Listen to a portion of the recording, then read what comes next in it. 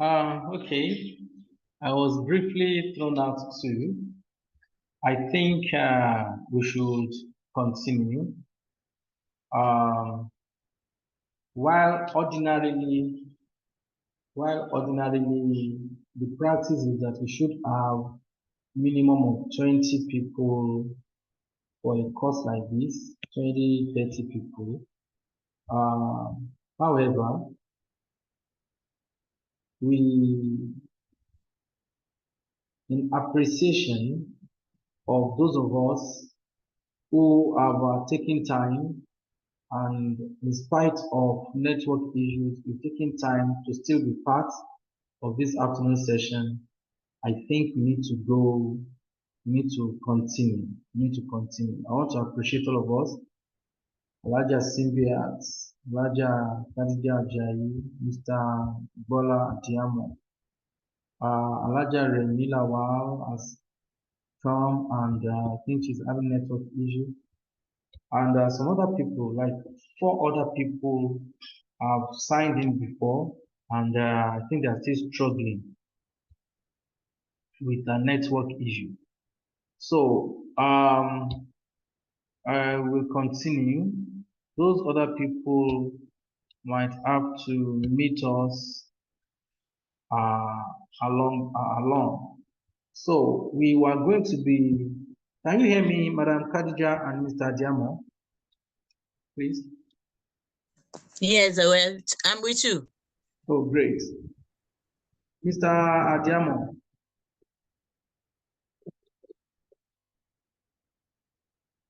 Hello, Mr. Adiamo. Are you with us?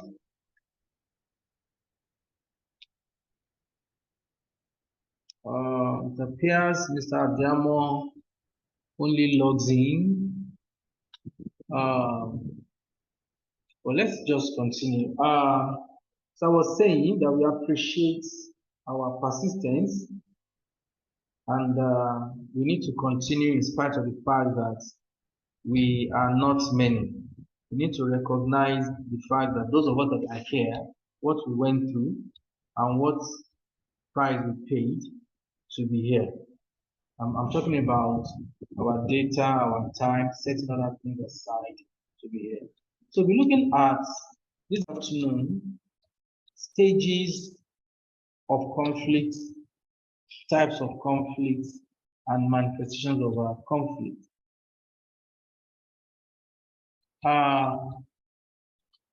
These are stages of conflict. We have the stage of no conflict. Stage of no conflict, that is a stage whereby we have mechanism in place to handle conflict in constructive manner. That's a state of positive peace, as it were. We have latent conflict stage.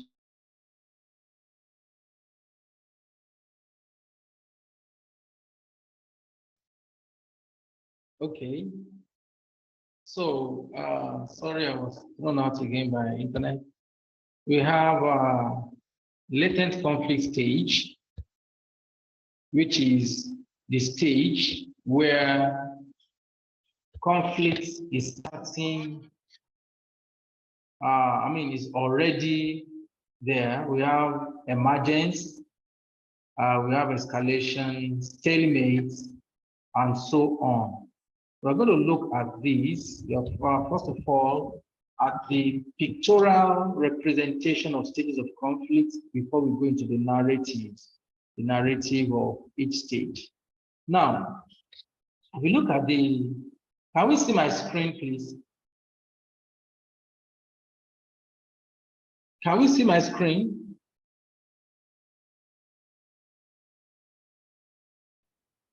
Hello, Mars and Sir, can we see my screen?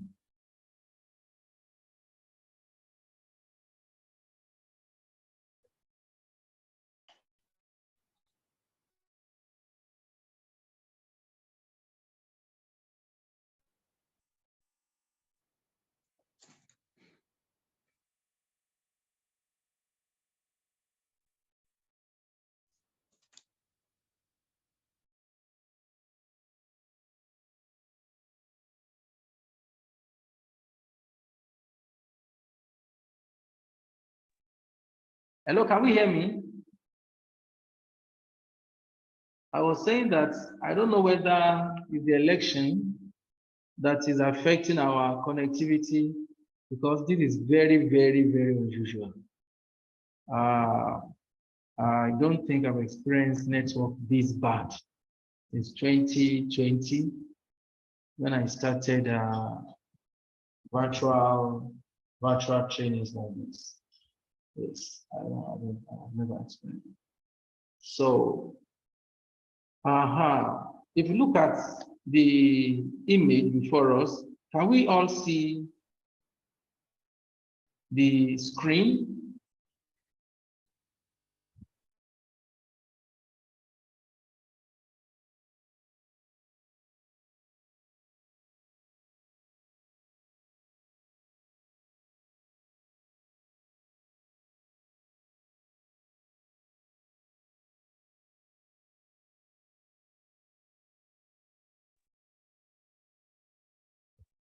Can we see the screen? Can we hear me, please? I can hear you, but I cannot see the screen again. Okay, ma'am. Network. Okay. The screen has come. Okay, ma'am. So if you look at the screen. The screen has come up now. Thank you very much, ma'am. But not the image. We can't see the image. Stages of conflict. The Yes, image is yes. back now. The image is back. The image is back now. Thank God. Thank God for that. Yes, it's back on we can see the screen now. Oh, great. I said, I don't know whether it's the election that is affecting our network this today, because only God knows. So this is unusually bad. This is unusually bad network. But let's just go by. Okay, so this image, it shows how conflict evolves. There is no conflict that you'll be involved in as a conflict manager that wouldn't be at one stage or the other on the map we are seeing, on the image we are seeing. On the y-axis is the intensity of the conflict. It means that the higher the stages, the higher the intensity of the conflict. On the x-axis is the time, the duration. So these conflict stages is done based on intensity and duration and time of conflict. And you will see that we have between 6 and 7 stages. We have the stages of latent conflict or underlying conflict. Conflict is there, incompatibility is there, but it has not come to the open. Maybe in the way things are being done, there are already systems and processes of incompatibility, but it's still latent. Probably parties are not yet aware of this. So you see, from latent we go to conflict emergence, and like that until we get to the peak of the conflict, which is stalemate or halting stalemate. Then we come down until we get to the stage of peace, post-conflict peace building. So what happens at stages 1 and 2, that is the stages of latent conflict and emergence? At latent conflict stage, the potential for conflict, the incompatibility are already there, like I said, but it is still not causing issues, as it were. Maybe people are not yet pursuing incompatible goals, but because of their differences already we have latent conflict. Now, stage 2 of conflict is emergence. When conflict has become apparent, something has happened that has triggered the situation, and emergence is the beginning of obvious conflict. The parties are now aware of the incompatibility and probably they are set to pursue this incompatibility. Now, immediately conflict emerges, there are 2 possibilities. The parties may quickly seek settlements or resolution of the conflict by negotiating among themselves, or by calling a third party to come and intervene, by calling you as the religious leader to come and intervene in the conflict for them. Otherwise, if they don't quickly call for settlement, conflict may also go into escalation, and escalation can be destructive. For us conflict managers, if we notice a conflict at the stage of emergence, or we are called to intervene at the stage of emergence, it is a very good opportunity. It's a golden opportunity that we do not want to slip by. Because once we don't take advantage of settlements, conflict may go into escalation. And escalation is a very, very destructive stage. What happens at escalation is that parties who are now aware of their incompatibilities, they begin to use intensified strategies and tactics. They intensify their strategies, the severity of their tactics is increased. What happens at escalation is that immediately parties become aware, that is at the stage of emergence, they are set for changes. And these changes begin to emerge, begin to show, manifest at escalation stage. Some, they are ready for fight. And they begin to talk to themselves, maybe threatening themselves. They may begin to avoid themselves, as in there will be changes in the pattern of interaction between the parties. Another thing that may happen at escalation stage is that other parties may begin to join. Maybe it started between the husband and the wife, then the wife will involve maybe children, or the husband involves the children, then their siblings, their parents. The thing is starting to escalate. When the couples can no longer fix the issue among themselves at emergency stage, and it is allowed to go to escalation stage, new parties begin to join. And new parties will bring new dimensions. They may introduce new dynamics. Like I said in the morning, the Gbaromidele rules. There are people who are Gbaromidele rules. In the sense that once you tell them about the conflict, things that you didn't, ways that the primary party didn't interpret the conflict to me, they begin to interpret it. Yeah, a man that has told you this, don't you know this is what he's planning? A woman that is saying this to you, this is what she's planning. Oh, she's even not respectful. Oh, she's this, she's that. They begin to help you expand it. Like Yala Duke, Abulo de Feeloju. There are people like that. They will help primary parties of a conflict to expand the conflict unnecessarily until the conflict may totally go off the control of the primary parties. All these things are the possibilities of escalation stage, which we really don't want. Now, still on escalation, if this cycle of provocation and counter-provocation continues, constructive conflicts, harmless conflict that could have been constructive, will quickly become destructive ones. Manageable conflicts may become unmanageable ones. Tractable conflict can become intractable conflict. Now, escalation is what pushes conflict up because of the heat it generates. It keeps pushing the conflict up and up. That is why Burgess, one of our authorities in conflict management, says escalation is the most destructive force on the planet. Escalation, conflict escalation is the most destructive force on the planet. Why is that? Because there will be attacks, counter-attack, more attack, more counter-attacks. You know, this back and forth, dance goes. Before you know what is happening, the conflict may assume a life of its own that is stronger than the individual and combined lives of the primary parties, as it were. So, however, escalation also could have constructive attributes.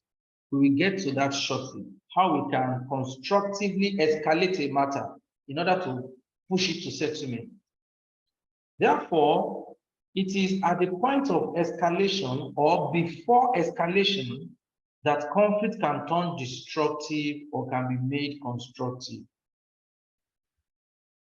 So, if you as a conflict manager, you are brought in at escalation, at emergence of conflict, it's a golden opportunity. You can turn it into a constructive conflict.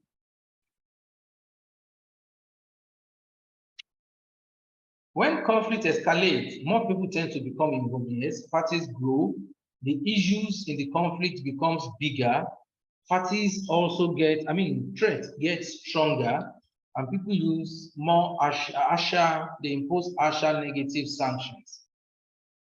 At escalation, violence may start, or if it has started already, it will become more severe because more and more people are being involved as the conflict increases. The issues in the conflict may keep getting larger. For instance, the first issue is you abused me. You abused me may lead to physical confrontation, slap.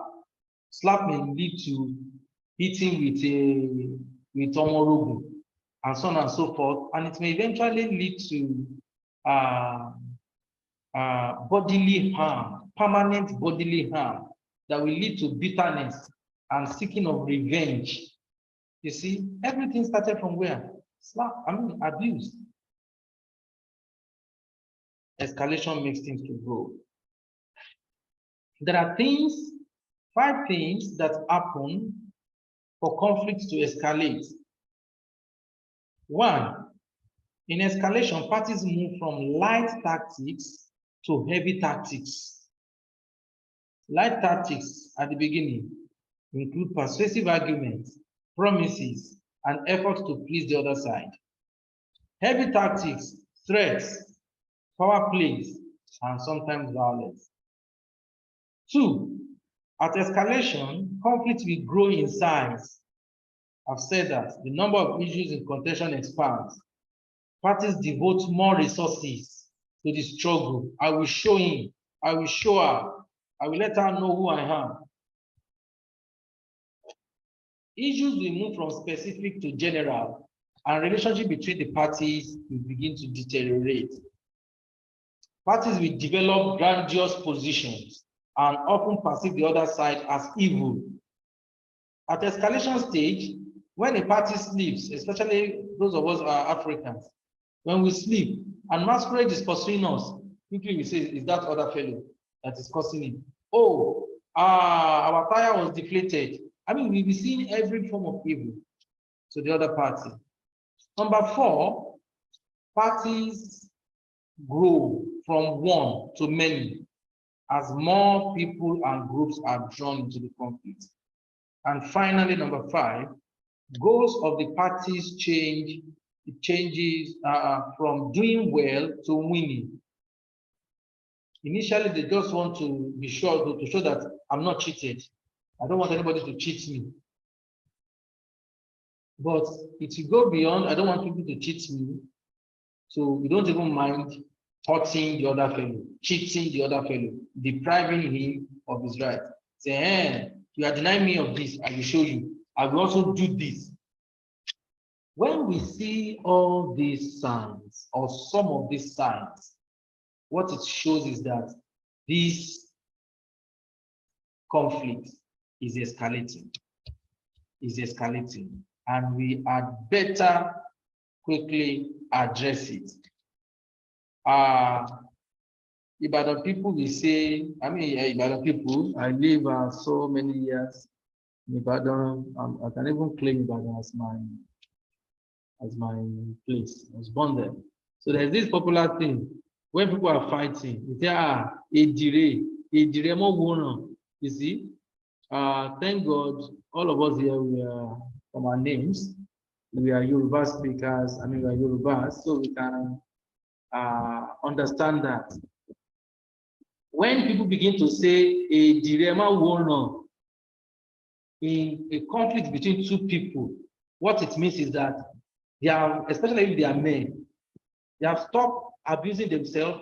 They have not started now rushing into the house to bring cutlass, to bring knife, to bring this, to break bottles. They will begin to say, hey, Ejire, ma wanna quickly separate them. The thing is escalating. In interpersonal conflict, in intra-group or intergroup or international conflict, we have escalations. And the characteristics, the things we see to say this thing is escalating, they are the same across board. They are the same. The level may be different, but they are the same. As people move from light tactics to heavy tactics, they move from doing well to winning and to hurting others.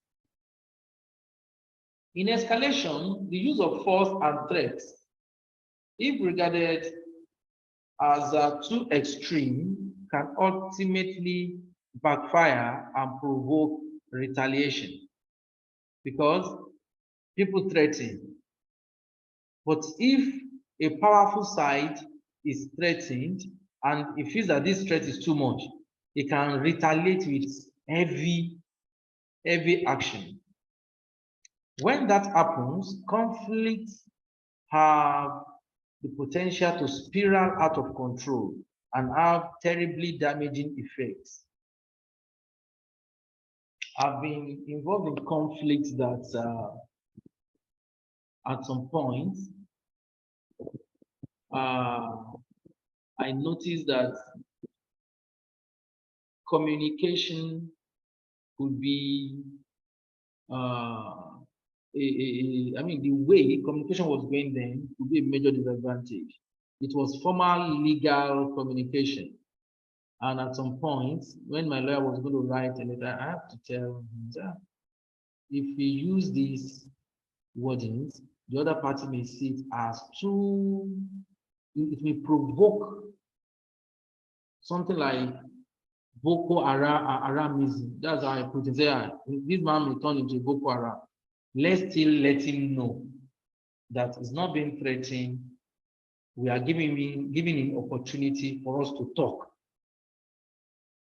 Said, let the letter be worded. So I had to redraft the letter in some way that let this fellow not feel too threatened.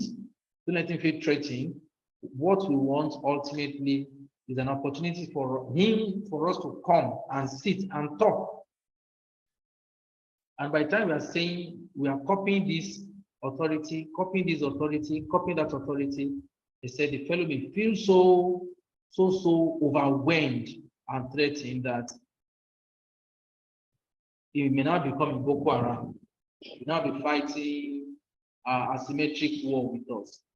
So I was able to say that because I have a knowledge of conflict management, and I know that too heavy threats can backfire. When a party threatens the other party may come back, whether it's powerful or not, with heavy action, terrible action that may now force the first party that threatened a threat that it doesn't really mean, and it didn't mean to carry out, will now be forced to carry out something greater than that threat. And then the other party now will retaliate. And that is how conflict will now spiral out of control. You see, Mars and SARS, once again, I appreciate our participation, and I really want us to take things home here. Many conflicts in the history of the world, many conflicts in the history of Nigeria whether religious or ethnic, at some point, they left the level of manageability and they suddenly spiral out of control. Spiritual position, spiritual authority or leadership does not automatically confer on us the power or the skill, the competence to manage conflict. Sometimes those conflicts, even the religious leaders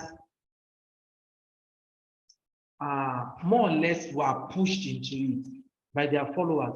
Let's do this. No, we must.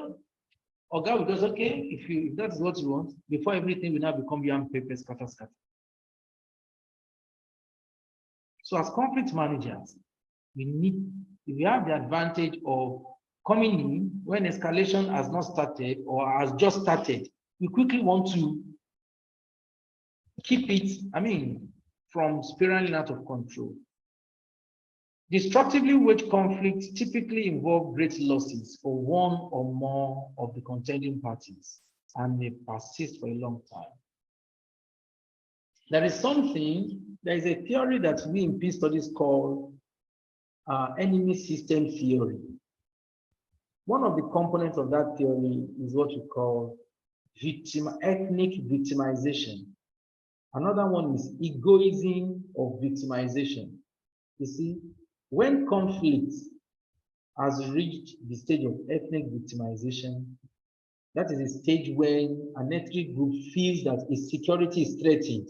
Maybe a cataclysmic event has happened to them, like the time Abiola was killed or Abiola died in prison. The way Yoruba people felt, that's like ethnic victimization. That's like ethnic victimization. And that's why Nigerian polity or Nigerian have to pacify the Yoruba people by bringing in Obasanjo. For Yoruba people. Now, there's this thing we also call egoism of victimization. That is, an ethnic group that was victimized will now take it upon itself that, okay, in order for us for our continuity, for our existence to be guaranteed, we have to fight back. Now, in fighting back, they will now overdo it. They were the victimized before. They were the victim before. Maybe 10 of their people have been killed. They cannot go ahead and kill 50 of the people of the other party. Now, the other party will now say, hey, it's only 10 people we killed. You see, and before you know what is happening, it will now take government to say ceasefire. Most of the communal conflicts we see around us, that's how it started. Farm boundary. Initially, it was between this farmer and that farmer. They now fought because the child of one was abusing the child of the other, and the fathers now fought. One was now wounded. He didn't even die first. In trying to go and avenge him, he has wounded our kinsman, he has wounded our village man. In trying to go and avenge him, they killed 1 or 2 people in the other village. They didn't plan to. But before you know what is happening, the other village will now come, say, they burn their village, burn their Oba's palace. Things now begin to get out of control. To avoid these negative consequences, a better understanding of the dynamics of escalation is needed in order for escalation not to become destructive. And that's what brings us into constructive escalation.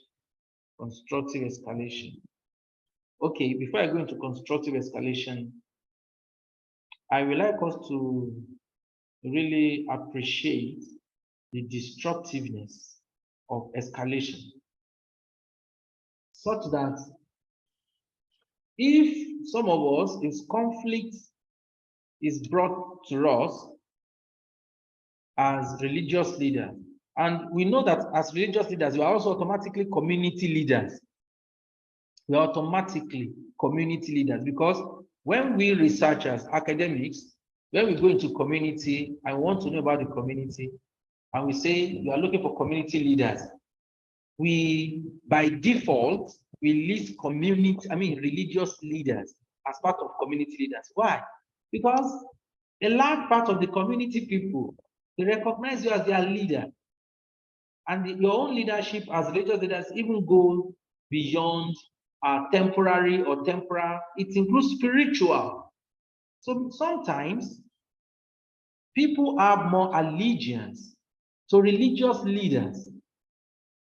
People have more allegiance to religious leaders. So it's important to understand. That is why some religious leaders, some conflict managers, when they bring them into conflict that's about to escalate, you will see them, they'll be begging the parties as if they have something to gain beyond peace, beyond peacemaking. Some will even prostrate, say, our fathers, our mothers, traditionally, they used to do that. They say, Oshubare, they say, hey, please, they will now do that to Oshubare, like this. And mom taught us to do Oshubare from Kikiri, and say, please, that. And until you say you take that thing by using your two hands, they don't believe that the thing as you are satisfied with the resolution. They are people that are as old as your daddy and your mother. They be doing that thing from please, just jebure, please, because they know that if they don't tame that wild beast, that wildfire, it can eventually consume everybody. So sometimes as religious leaders, we even set aside our position to beg some of our members who are bent on driving conflict through destructive escalation. Ultimately, it's a wiser thing to do than having to now battle with the consequences of escalation. That is a better understanding of the dynamics of escalation that I think we need. So let's look at constructive escalation. Sometimes we may need to deliberately induce escalation constructively. Under what condition do we do that? When a powerful party is not aware of a conflict, we may need to constructively escalate it for them to know. How do we do that? We may pressure the other side in a non-violent way. We may pressure the other side. We may involve third parties. A wife who feels the husband is not listening, not controlling, not accepting stuff, may go to our father-in-law. That is a way of positively escalating. So I've been trying to discuss this thing with my husband. He's not agreeing. That's why I brought it to you. Some of them will bring it to us as religious leaders. Also, if we want to do that, we want to intentionally escalate in order to rally more people to our cause. We want more people to be aware of what we are going through. These are the reasons why we positively escalate, why we constructively escalate. Some of the conflicts we'll be managing henceforth, we need to constructively escalate them. We need to tell the parties to constructively escalate them. We have been doing it in the past. All of us, we have been managing conflict. We have been doing it in the past. It may just be that we don't know that the term, the strategy is called constructive escalation. When we say, okay, who does the man listen to in his family? Or who does the woman listen to in her family? Go and report her. Just tell them part of it so that they will call her. What we are doing to the parties is to tell them to positively escalate these things. So this sort of constructive escalation can have positive effects and help move parties toward a mutually beneficial relationship. A party may use non-coercive as well as coercive methods to get its adversary, that is the other party, to change sufficiently so that the conflict is either resolved or managed acceptably. There are three basic kinds of inducements that can be combined to positively escalate conflict. 1, coercion. 2, reward. 3, persuasion. Coercion, reward, and persuasion. What do we mean by coercion? This refers to negative sanctions or actions, including symbolic ones, that can injure or threaten to injure the adversary. By injure, we're not referring only to physical injury. Maybe injure their reputation or their economy. For instance, when parents tell their children that they are going to report them to their friends, maybe a child that is still bedwetting. You have done everything possible, the child will still bedwetting. I will tell that your friend that you are bedwetting. You see that the child will quickly adjust. Or a child that is into petty theft inside the house, stealing meat, stealing, you may threaten him or her with shaming, with public shaming. And just the threat of it alone may make him to sit right. Coercion, coercive actions are intended to intimidate and deter the adversary from acting coercively themselves, or to force the opponent to yield to one's demand. Parties in a conflict can use it. Wives have had to say to their husband, I will report you to your employer. And that alone may make the husband sit right, especially if the husband is a military man. He knows that once the wife reports him, military rule, especially if they are this junior one, and I think it applies also to the officers. He said 30%, no, 60%.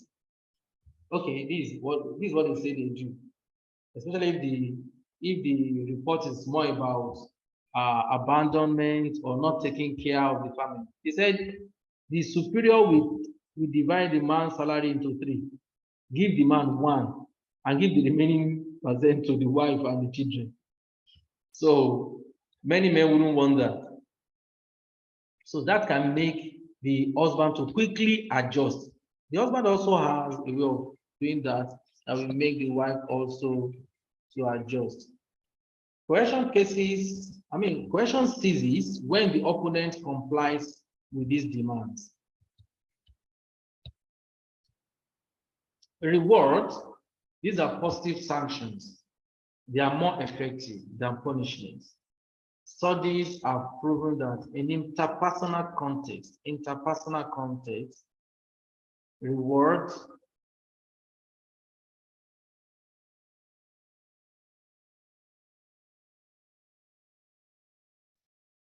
I'm sorry for that glitch again. Can you hear me, please? Hello, everyone. Please, can you hear me? Math and SAS.